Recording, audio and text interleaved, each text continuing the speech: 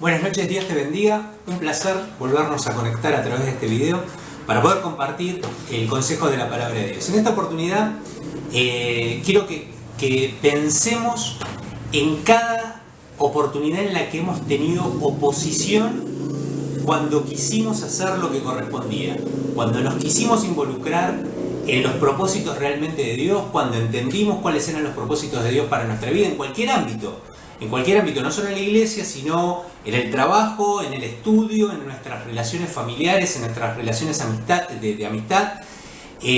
Siempre hay un propósito que el Hijo de Dios tiene que perseguir, que es el mismo propósito de Dios. El Hijo de Dios está concebido, ha sido renacido por el Señor Jesucristo, por la fe en el Señor Jesucristo, para estar en los caminos del Señor, para cumplir con los propósitos. ¿Y cuántas veces cuando hemos tomado decisiones de ir hacia lo que Dios nos está indicando, de ir concretamente hacia el propósito de Dios, a lo que Dios nos está revelando a través de su palabra, de su espíritu, de la comunidad de fe, donde Dios nos está marcando el camino, nos encontramos con oposición, mucha oposición? Y esa es la historia de todos los hijos de Dios. Vamos a encontrar cada vez que decidamos transitar los caminos del Señor, los propósitos de Dios, la voluntad de Dios, vamos a encontrarnos con oposición.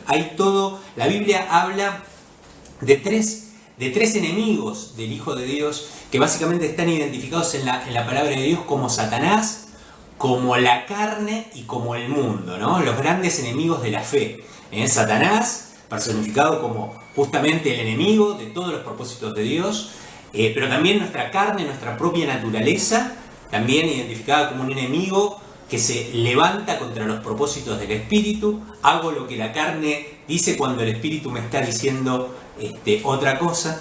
Y finalmente el mundo, el sistema, que está dominado justamente por Satanás y también atenta contra nuestro desarrollo y nuestros propósitos, y alinear nuestros propósitos con los propósitos de Dios. Hay un pasaje que relata, al menos desde mi punto de vista, de manera magistral, tres estrategias que utiliza el enemigo para generar oposición a los propósitos de Dios. Está relatado en una historia y, a mi juicio, vamos a poder encontrar tres estrategias para comprenderlas, para identificarlas y para poder de alguna manera sobreponernos para finalmente poder cumplir con lo que Dios quiere en nuestra vida. El libro de Esdras nos relata en el capítulo 4 la historia del pueblo de Israel que vuelve a una ciudad que había sido destruida, que había estado abandonada por 70 años, pero finalmente le permite el rey del imperio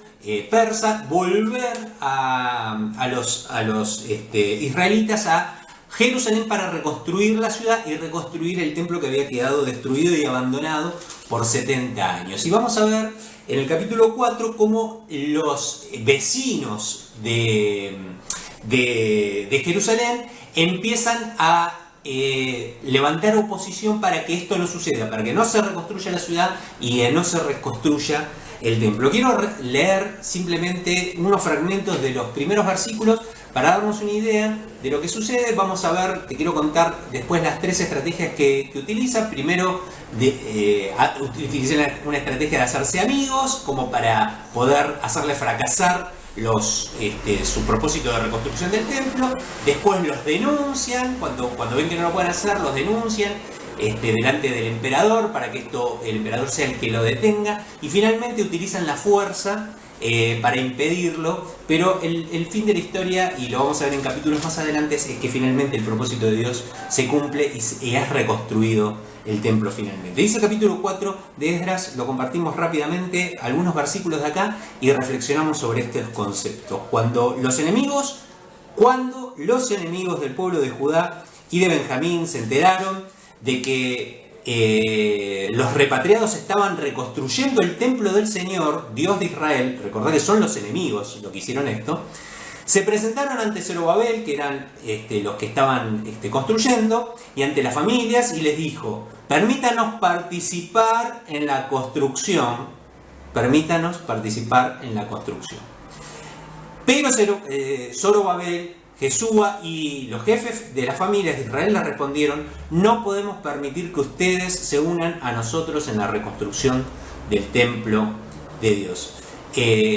Finalmente, cuando no logran introducirse con esta estrategia, hacen la denuncia y finalmente toman las armas para impedirle que el pueblo desarrolle esta construcción. Bueno, 3 estrategias muy claras que están en el capítulo 4 de Esdras, que utiliza los enemigos de nuestra vida espiritual para tratar de impedir que se realice la obra de Dios en nosotros y en nuestro ambiente. El primero es la estrategia de la amabilidad. Son los enemigos los que dicen: che, déjame participar ahí.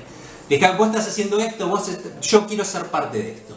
Bueno, la Biblia nos habla claramente que las cuestiones espirituales son para los hijos de Dios, no son para los enemigos. Las cosas espirituales, los propósitos de Dios son exclusivamente para los hijos de Dios. Lo espiritual es espiritual y no debe mezclarse, debe estar separado de lo que está contaminado en los ojos de Dios. Es muy importante y tener en cuenta que la palabra de Dios nos advierte respecto de esta estrategia muy utilizada por Satanás fundamentalmente. Dice la palabra de Dios que es Satanás quien se presenta como ángel de luz.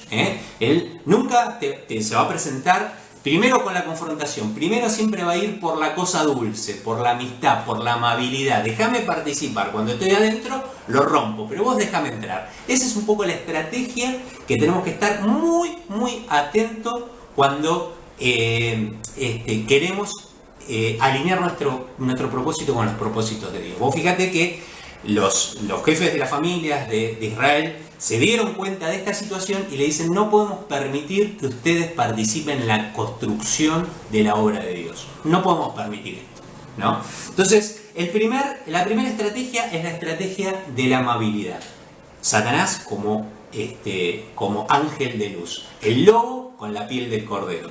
Así que muy atento con esta primera estrategia. La segunda es la de la denuncia, la de la prohibición. Ellos dicen: bueno, nosotros no pudimos entrar a romper esos planes, entonces lo que vamos a hacer es tratar de prohibirlo. Lo que hoy se habla mucho de la cancelación. Vamos a cancelar a estas personas y a estos propósitos. Entonces empieza todo un trabajo político alrededor de todo esto.